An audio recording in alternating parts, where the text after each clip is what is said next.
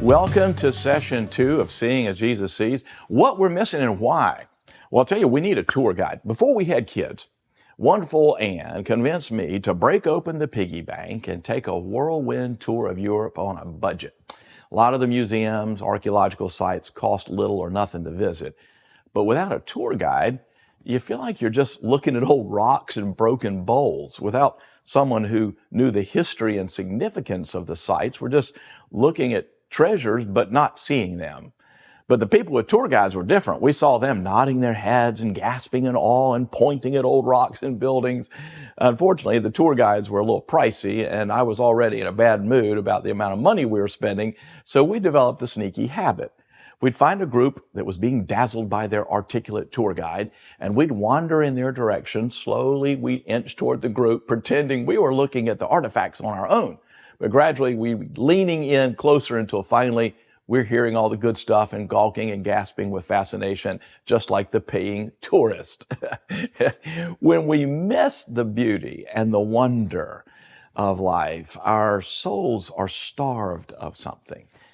And we need a tour guide, someone to help us see better. That's why our little prayer, Jesus, how do you see this? A new sort of spiritual discipline. It can help you to pause, connect to Christ, and look again at things through His eyes. It's important, not just for what we're missing, but it's important to correct what we're seeing incorrectly. It's impossible to overstate the dangers of seeing ourselves, others, in the world incorrectly. The blurring of our spiritual vision is hell's deliberate, diabolical strategy designed to rob us of wonder, send us down dead-end roads, and ruin relationships. From a wrong, distorted perspective, we can feel like failures, curse our kids, judge people we don't know, and just lose hope for life. Nobody, of course, believes a lie on purpose. It's illogical. The only reason anyone believes a lie is because they think it's true. But once the lie is believed, doesn't it distort everything? There's no amount of behavioral modification or psychological empathy that can fix us if we believe a lie. That's why the spiritual battle is a fight for vision. It's why Jesus called the devil the father of lies. For our eyes to be open to new wonders, we first need to expose the eye-blurring strategies of hell. How did we wind up so deceived? Many years ago, in my first church, a parishioner asked for an appointment, wanted to share something with me. I couldn't have ever imagined the gift he would give. His eyes were misted over as he spoke, and he said, "Pastor, I'd give everything I have in exchange for just 10 minutes with my kids when they were little." The weight of his words arrested me. He was a prosperous, middle-aged businessman, a sweet wife, 3 great kids. I was childless, married, 20-something at the time, solo pastor. He said, "I've been successful in my work, but I've missed too much." He said, "Now God's opened my eyes through a book I recently read." And he said, "I brought you 10 copies for you to give to people who need it." And he handed me these books. It was co-authored by 3 Christian psychiatrists. And the cover offered a promise: discover freedom from the need to do more and be more. He said, while my girls were growing up, I was mostly away from home, working all the time. Something was driving me to accomplish more and more, but I never saw it until now. He said, I was trying to make my father proud, and that's why I've been so driven. He said, he wasn't one to openly affirm me, so I've been preoccupied with success, longing for his approval. He said, though his father died years ago, he said, I've still been trying to make him proud. Something about the moment felt very holy. He was raw in his candor. We prayed. I took the books, and I decided who to give the first book to. Myself. I was 2 years out of seminary, pastoring a small congregation, working nonstop. I wasn't aiming to be a good pastor. I was trying to be a perfect pastor. The wonderful Ann was weary with it all, worried that my drivenness was going to wreck everything. Why was I working all the time? Do you really have to be at every parishioner's second cousin's funeral, she once asked? Do you have to sit up with parents for the whole day at the hospital for their child's tonsillectomy? Why are you working all the time? I took the book home with me. It's called We Are Driven, The Compulsions That America Applauds. And I wonder what's driving me. And I didn't know it yet. But God had sent me a seer in that parishioner, Like Scrooge's ghost of Christmas future, my parishioner prophesied my path that my vision remained unchanged. Had I eaten of the forbidden tree and not really known it, being blinded by the lie? Because we enter earth, Ephesians says, darkened in our understanding, and sinful at birth, the Psalm says, we need supernatural light to see spiritually. Without a work of grace, Paul says, we're blinded by the god of this world. How did Satan blind humanity in the beginning? How does the tempter still taint our spiritual vision? How could joy become lost when we're deceived? The answer is as old as the Garden of Eden. Despite bad press to the contrary, God isn't restrictive. He's lavish. This garden was beautiful. Every tree pleasant to the sight and good for food. Every pleasant and good tree, perfectly ripe bananas, savory artichoke hearts, fresh pineapples, chunks, and my favorite, the cacao tree in a Ghirardelli factory, please, also. Adam and Eve had it all until the great deception came. The serpent initially tried a blatant lie. Did God say you aren't to eat of any of the trees? Eve didn't fall for the deception that was so bald-faced. And she said, we're only forbidden the tree in the middle. And Satan discovered a ruse that day that he would go on to practice 1,000 billion times. No need to deceive the humans into wholesale rejection of God's words. A subtle twist of the Word of God is likely to succeed. God knows when you eat of it, your eyes will be opened, and you'll be like God, knowing good and evil. The snake lied. What irony! Eve wanted her eyes to be opened, but the forbidden tree did the opposite.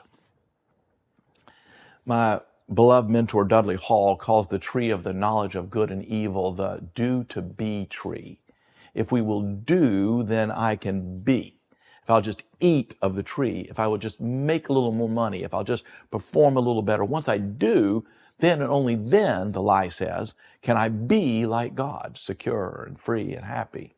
And this one deception, I think, still blurs the vision of even the sweetest of saints. If you will, then God will.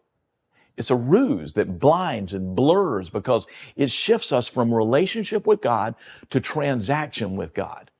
Whenever we believe that we will be more blessed, more like God, more loved by God, because of something we do, we become much less like God, and we lose sight of our ultimate purpose to love and be loved, to glorify and enjoy God. Dudley says it succinctly, we're blinded by the need to do something. You could call the forbidden tree moralism or legalism or conditional love. By whatever name, it blurred Adam and Eve's vision. And God cried out, have you eaten of the tree of which I commanded you not to eat? And all-knowing God asks you a question. It isn't for his learning, but yours. Have you eaten? Can you hear the heartache of the Creator, anguished by the tragedy of sin? Have you eaten of the tree? If you want to be filled with the Spirit of God and rediscover joy and see new wonders, then start with this. Get honest when God asks you the question, have you eaten of that tree? Yes. Adam and Eve had. Yes, I have. Yes. We all have in one way or another. We have all eaten of the blinding do to be tree. Adam and Eve could see, and then they couldn't. God's grace and love and provision didn't disappear, but fallen humanity could no longer see what is true and wondrous. There are awe-inspiring 80-foot fin whales in the northeastern waters of New England and Canada, but most people, like me, have never seen them. It's hard to believe that such giant creatures really exist. I mean, who knows? Maybe all the National Geographic whale documentaries use Hollywood special effects. Maybe all the alleged sightings are like Loch Ness monster scams. Maybe that's why I always wanted to see a whale in the wild. So when my wife and I escaped the dog-day August heat of North Carolina with a long vacation to Vermont en route to Quebec City some years ago, I couldn't resist the whale watching brochure at the hotel front desk. Honey, I said, would you consider going whale watching? What? She's like, we're only a few days in quaint old Quebec City. There's shopping and sightseeing and fun places to eat. Besides, we might get seasick and never see a whale, or worse, fall overboard, be eaten by a whale. I really wanted to go. I said, please, honey, please, just think about how glorious it would be to see a huge creature like that in its habitat. We may never have this opportunity again. Well, wonderful Ann, she's secretly a sucker for adventure. So 48 hours later, we're making a beautiful 2.5-hour drive along the St. Lawrence River from Quebec City to Bay St. Catherine, where we would board our whale-watching boat. The air was chilly. The waters were calm. The fog had lifted. Don't get your hopes up too high, the guide said, but I have been told by team members that whales have been sighted today. And we approached the deep waters where the whales had been spotted earlier. I began peering through my rented binoculars. Honey, I just saw a water spout in the distance. Then as I urged her to take the binoculars, she gasped, I just saw one. I saw a whale. What? Where? I said, out that way, she pointed. It was a small water spout. Then I saw a whale roll out just above the surface. And I looked, she looked, 5, 10, 15 minutes, eyes peeled, nothing. Great, I thought. While my eyes were in the binoculars, she saw an actual whale, and I might never see one ever again. Until suddenly, the guide spoke out aloud. Look, at 2 o'clock, off the right front of the boat. Boy, you're lucky today. There he is. He's a fin whale, pretty large, about 60 feet long, probably over 100 years old. Every passenger aboard gasped, pointed, rejoiced as the giant spewed this enormous spout, slowly rolled up and out of the sea, preparing for another dive. Overjoyed, mesmerized, we watched him emerge several more times. Then, excitedly, the guide called out again, look, oh my, 4 o'clock, front left, a 40-foot humpback whale and her baby. Oh, you're so fortunate today. The glorious sea creatures were close to our boat, rolling, surfacing, spouting, and then what every whale watcher longs to see, the mother dove and breached the surface with her huge tail and waved goodbye. In our few hours on the St. Lawrence, we also saw white beluga whales and a minke whale. Whale watching is glorious.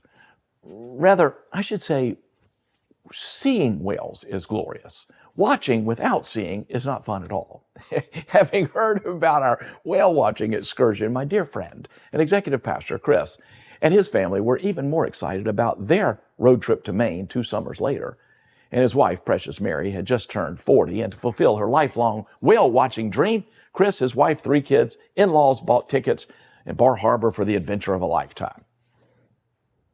Later, Chris reflected, I should have paid more attention when the boat guide announced before we launched, it's foggy and choppy today, so you're welcome to disembark and schedule for another day. The fog was thick, the waters were rough, they stayed on the boat. Because the conditions aren't good near the shore, they told him, we're sailing further toward Nova Scotia. It meant 5.5 hours of 3-foot swells bobbing and rocking the boat. They hadn't been in the sea long before a passenger lost his breakfast. Chris said, I never knew seasickness was so contagious. It seemed the whole crowd was throwing up. He took Dramamine and lay down for 5 hours, longing for the shore. And after a half a day at sea in rough waters amidst thick fog, they returned. And he said, all I saw was a bird. Chris said, they told us we could come back on any tour in the future for free since we hadn't seen a whale. And Chris reported, right, who's going to go sign up for 5 more hours of that? Because rocking around on rough waters when you don't see anything is not fun.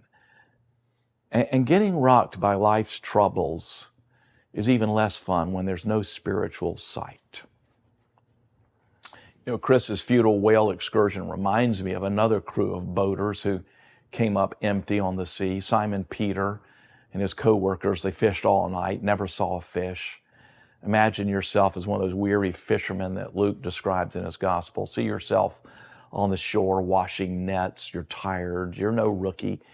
You know the waters of Galilee. It's a well-choreographed dance, 2 or 3 boats, all of you working together, toiling at night when your linen nets are less visible to the fish. You're normally skilled at finding the carp and tilapia, but not this toilsome, wasted night. Put yourself there and let your bones and soul feel it. It's been an all-nighter on the sea with nothing to show for it. When Jesus arrives, you're not looking for a spiritual lesson, you're looking for a nap. But you see the multitude of people, and you're not surprised that generous-hearted Simon lets the popular rabbi use the empty boat as a pulpit. And as you watch Jesus teach from Peter's empty boat, you feel a breeze of hope. Jesus uses empty things. And you know what it's like to feel hungry and empty, especially after you're all-nighter at sea. You feel the long night and the weariness of your muscles and soul. So how do you feel when Jesus tells your crew, put out in the deep and let your nets down? Do you nod in agreement when Peter sighs and complains, we've been fishing all night, haven't caught even a minnow? Do you feel that echoing of frustration? Throw the nets again. Are you kidding me, Jesus? We're wiped out. We're done for the day. And then imagine, if you're there, do you give Simon a glare when he replies, at your word, I'll let down the nets? And then imagine you're there. You catch such a large number of fish, the nets are breaking, and you start wondering, did Jesus miraculously send in a swarm of fish?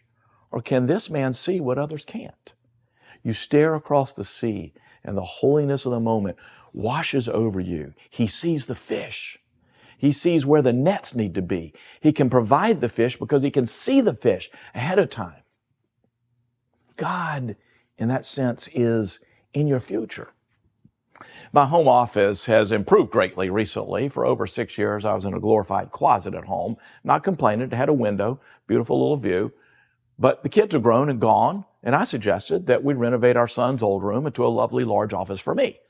While Ann was considering it, Bennett, our son, and daughter-in-law Amy announced they were going to be expecting their first child. So we're all gleeful, and wonderful Ann, she willed that Bennett's old room could become an office/nursery. And what it became is more of a nursery with a desk in it. It's a lovely white desk in the corner of the freshly painted room, filled with the crib, changing table, porcelain daybed, rocking chair, and girly white and pink rug. The baby, who, as the time of this recording, is now 10 months old, she was not in the world yet, but we're preparing for her by turning what would have been my office into her nursery. I had to ascend to the attic in the heat, bring down the crib that was our baby's crib. Almost broke my neck doing it. We helped host a baby shower. We don't know what kind of gold they're expecting you to pay for these baby seats and the things you get for babies these days, but we bought stuff. We'd be walking around a kids' clothing store, and I just said to her, how are we going to keep ourselves from buying all this stuff for our granddaughter? And we're like, we're not. We're just going to buy everything that she wants, in a real sense, before the baby was ever here. As we're preparing for that baby, you could say, in one sense, we were in the baby's future. We already would see what she would need, and we're providing gifts ahead of time to bless her. Her world at that time was limited to the blur of her mother's womb, but we were able to see much more. We were able to see what she would need. Her vision would grow. She would one day see the gifts and understand them more. But at that time, she didn't even know how to ask for it. She just needed somebody that could be in the future seeing what she couldn't. And God's in your future like that. If an earthly sinful grandparent makes provision for an unborn grandbaby, how much more can your all-knowing, all-powerful Heavenly Father provide your every need? He provides because He sees. He saw the schools of fish in the Sea of Galilee. He sees the answer to your dilemma, the creative solution to your problem, the beauty for ashes, because He's already in your future. He's the God who sees, Jehovah Jireh. So pause, connect your heart with Christ, talk to Him. What am I missing, Lord? Jesus, I'm empty. What do you see? Then look. Jesus delights in showing you His grace. And when you see His goodness in the middle of your emptiness, it's a whale of an experience.